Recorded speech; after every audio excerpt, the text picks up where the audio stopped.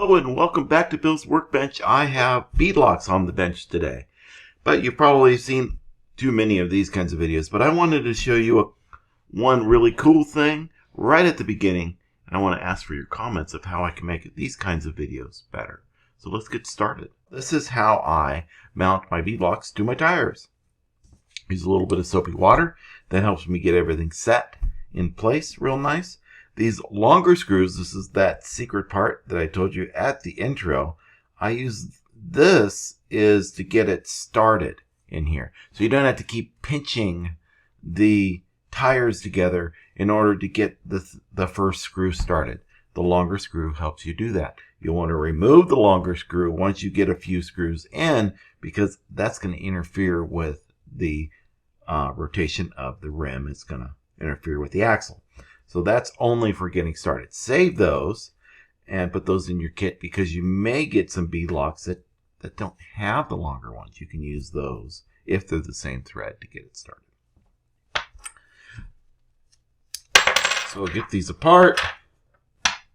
These don't have the inner hub here as a different piece. Some do, some don't. This one does not. So some have 4 pieces, while this one only has 3. The tires already have the foam in them, so if you need to put the foam in there, you squish it up, put it inside, get the foam in, and then you use your thumb and go around to make sure that the foam isn't binding anywhere. You don't want the foam to be binding. It's a good idea to do that anyway. You want to also look at your tires to see if the tires are directional. Some tires are directional, some tires are not directional. For example, these tires are directional. You can see they go that way in a direction. These tires are not directional. They can go either way on the rim. Since these tires are directional, I need to pay attention to make sure that I put 2 of these tires together the same direction and the other 2 in the opposite direction, because when you put them on the crawler, you don't want one going backwards and one going forwards. You want them both going the same way. And the way they go is the forward direction of the crawler is going this way. So the V's in the tire go that way as well, pointing that way. We get the inner piece. We put that in.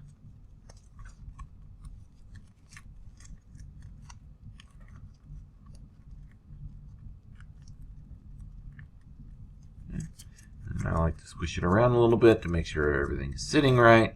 And then this is where I will get my soapy water. So you need a little bit of soapy water and something to put the soapy water on. A Q-tip works fine. And we'll just go around there just like the pros do at real cars.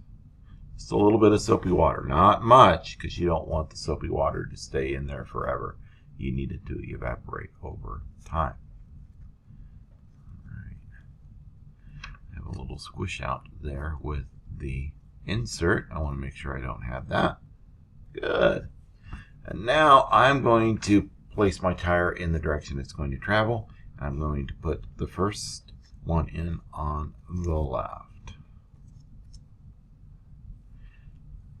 And I'll twist that around a little bit. I can twist it because I have soapy water in there.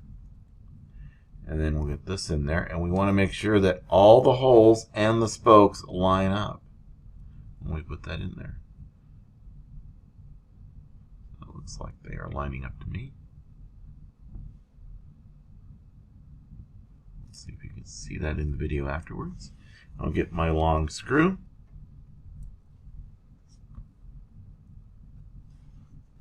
And I'll put it in one of the holes. It doesn't matter which one.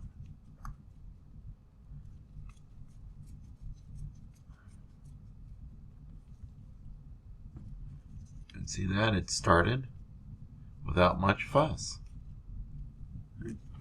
Now I'll work around in a star formation in order to get the rest of the screws in there.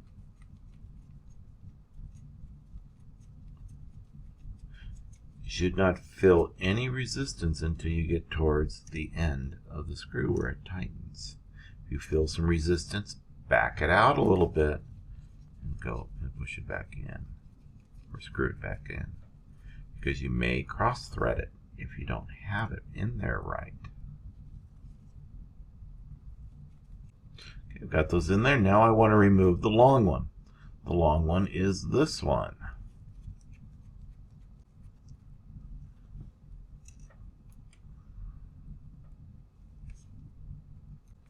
Okay, before I tighten it down all the way, I'm going to check to make sure the tire is seated correctly, which it looks to me that it is seated correctly. So now we'll give it one last tighten. Alright, Loctite. Should you use Loctite on this? Probably. I am not going to use Loctite first. I'm going to make sure that the tires are good and they're rolling well and everything is good and they look good on the crawler and all that stuff, and I'm happy. Then I will do Loctite one by one on each of the screws. That's how I do it. I don't like to use Loctite at the beginning. I like to use Loctite at the end when I know everything is exactly the way I want it to be. So there you go. That's how I install Beadlock rims onto my tires. Let me know in the comments what you think. Let me know what I can do better to make this video better. Happy crawling.